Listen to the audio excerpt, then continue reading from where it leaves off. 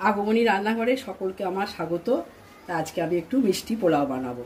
তা পোলাওয়ের জন্য আমি গোবিন্দভোগ চাল নিয়ে ধুয়ে নিয়েছি, নিয়ে অল্প নুন আর আমি এখন হলুদ আর মিহিদানার যে রঙটা হয় আশা করি সেটা সকলেই জানো, একটু মিক্সড করে চালটাকে ভিজিয়ে রেখেছি।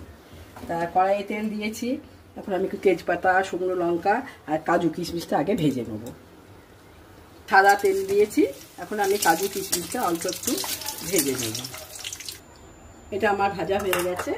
এখন আমি কড়াইতে দেবো শুকনো লঙ্কা আর এই তেজপাতাটা। আমি চালটা দিয়ে দিলাম। এখন আমি চাল দিয়ে দিলাম আর পরিমাণের মতো জল আমি দিই। অনেকেরই দেখি পোলাও ঘেটে যায়, আমার একটু ঝরঝরে না হলে ভালো লাগে না, তা আমি এখন একটু অল্প জল দিলাম। এরপর একটু নুন দেবো।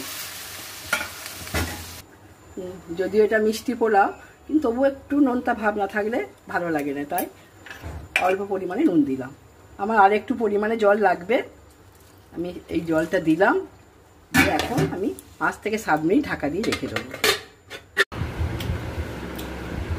শুভ দুপুর বন্ধুরা, আমি আমার খাবার যা রান্নাবান্না করেছি আজকে এই থালি নিয়ে আমি বসেছি।